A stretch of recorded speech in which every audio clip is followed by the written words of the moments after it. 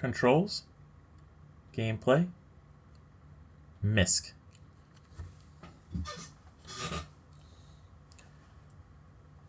Hello everyone, this is Locko S, and welcome to a controls and special options tutorial for the A-4E Skyhawk. In this video, we're going to go over all of the simple special controls here, as well as what your important controls are going to be for binding to the A-4E in order to get the most out of the aircraft. First off, highly recommend the trim speed. You set this down to around 80% at the least. At the most, I would even possibly put this down towards 60 if you really need to. The trim speed sets up how fast the trim adjusts whenever you hit the trim buttons, and it's pretty important that you try to keep this relatively definitely off of 100 and towards like the lower end, because the trim sometimes does trim a little too fast. And then it's hard to dial in your trim precisely whenever the trim moves too fast. So do keep that in mind. This way, if you do take this trim speed a little down a little bit more, it's a little bit easier to trim, and thus you're able to fly a little bit smoother. So because you're not like wildly going up and above what you need to be trimmed at. Throttle increment. You can do percent change applied by throttle position increment decrement. Leave that at 1. Custom throttle rate, I would just leave it at 50. Cockpit shake, I like to bring the cockpit shake down a little bit just because sometimes cockpit shake and like screen shake is a little bit distracting and it's not super accurate because your eyes naturally would adjust more than what sometimes visualized. So like try to keep the cockpit shake down to around 70, keep things a little bit smoother. Force feedback mode deflection. This is for force feedback sticks. So you're gonna set this to whatever you need to for whatever makes sense for you for your when you're using the AFCS systems. Simple braking, highly recommend it if you do not have rudder pedals or some way to differentially brake using like a toe brake that would apply the pressure greatly. The way this simple braking rudder assisted works is you put left and right rudder in, and then as you put left or right rudder in, you then hit the brake button, and it'll apply proportional brake pressure to the wheels so that you turn left or right, sort of like it's a little bit sort of like nose wheel steering, but it's not. It's still a caster wheel system because the A-4E does have a caster wheel nose. So you are going to have to use differential braking in order to steer the aircraft on the ground for taxiing. And using this simple braking rudder-assisted method is really useful if, like I said, you do not have toe brakes on your rudder pedals. So highly recommend most people put that on unless you have fancy pedals. And then you have the radar legacy mode, and then this enables low definition ground radar, and this is basically used as a performance boost if your PC needs it. So that's all my special settings. Again, highly recommend simple braking. There's no shame in it unless you have toe brakes on your control setup or sim rig.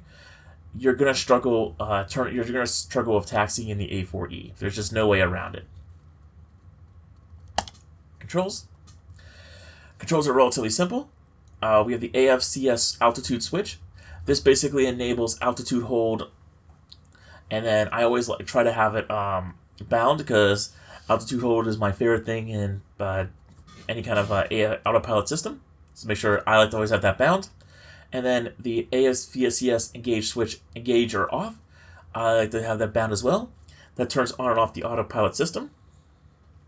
And then heading select on or off as left, I have it bound as well, so that way you can also set a heading in the AFCS system.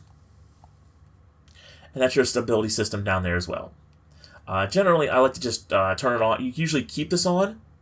It's something you don't usually normally turn off in the game. As part of your normal startup procedure, you just automatically turn this on and just keep it on. And then standby switch basically is part of the startup procedure. You don't have to worry about binding that. Once you start up the aircraft, it stays on.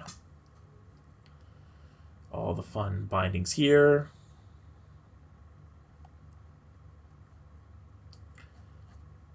And a resting hook, you can have that up. You can bind that as well if you need to, especially if you have a stick that you like to use for your resting hook handle. But it is relatively reachable in the cockpit, and you're only going to use it for carrier landing, so you don't have to bind it, but you can. Autopilot override, that is the AFCS emergency disconnect.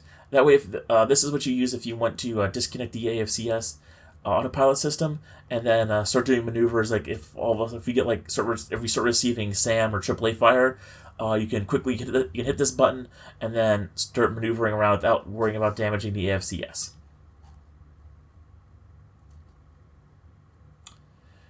And then we have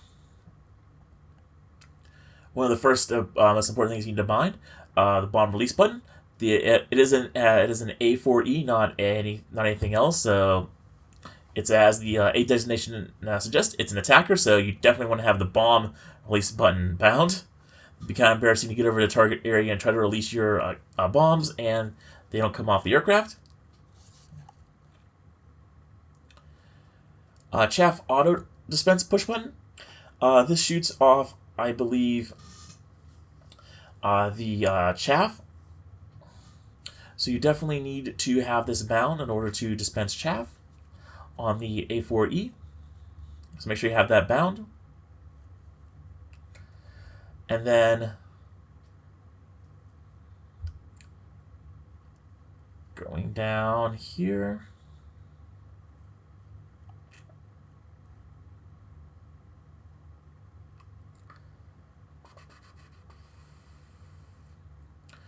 We have flap handles. I highly recommend with the A4E that you use the down L stop and the up L stop for binding. If you use the up or down bindings, it'll keep the flap handle in the up position, or it'll keep the handle in the down position.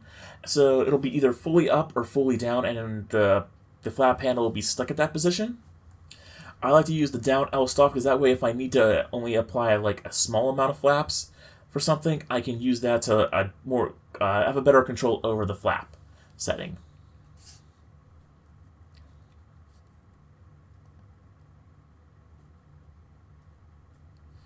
Gun rocket trigger, make sure you have that bound as well. And I do believe gun rocket trigger also fires sidewinder, so you definitely want to make sure you have this bound.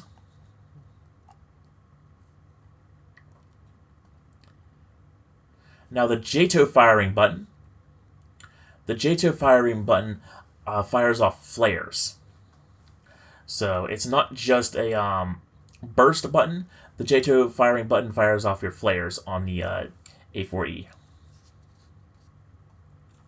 Because I don't believe JTOs are implemented for the A4E.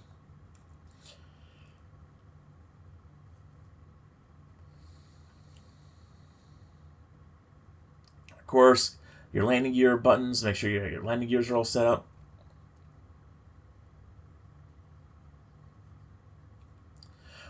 Something to note is the A4E has a master exterior light switch. So if you do need to turn off and on your exterior lights for nighttime flying, make sure you have this bound. So I like to bind it to my one of my big buttons in the middle. So that way in the middle of night I can just turn it on, have it ready to go. Going down. You do have the ability to equip night vision goggles. So there's the bindings for those.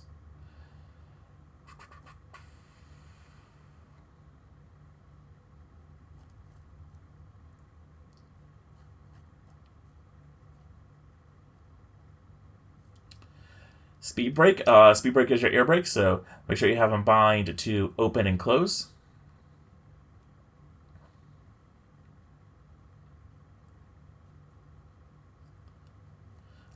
Spoilers, you can just keep them on the S key. Just make sure you know what those are bound to. You will definitely use your spoilers for landing on airfields.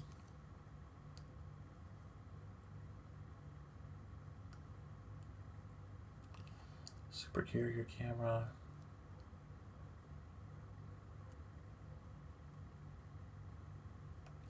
Trim.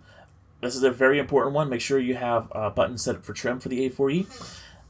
This is one of these, since it's an older aircraft, trim is a very important aspect of keeping the aircraft flying nice and steady, so you're not constantly having to pull back or push forward on the stick to keep the aircraft level. Helps take strain off your hand when flying and keeps you flying nice and smooth, so make sure you have trim nose up and down bound. Your different fuse all bound. Wheel brake. Wheel brake is going to be your primary method of actually steering on the ground. Like I mentioned with the wheel brake and rudder special option, you're going to be using your wheel brake to apply braking power to turn the aircraft. I also have secondary key bindings set up for turning on the ground with the default is left control W and left alt plus W for wheel brake left and right. And I just set those to single keys without having to hold down a modifier key. Just so that if I need to, I can use those to steer on the ground as well. But using the rudder is a bit more finer control for steering. And that's it for the special options and controls for the A-4E. Not too much to go over. Just make sure you have this couple of buttons bound. There's also plenty of other things that you can bind for the F4E. Definitely have a slot open on your stick for radio communications, so you can talk on SRS. Definitely highly recommend. And other than that, this is Loco S signing out from DCS, and I will see you all in the next video.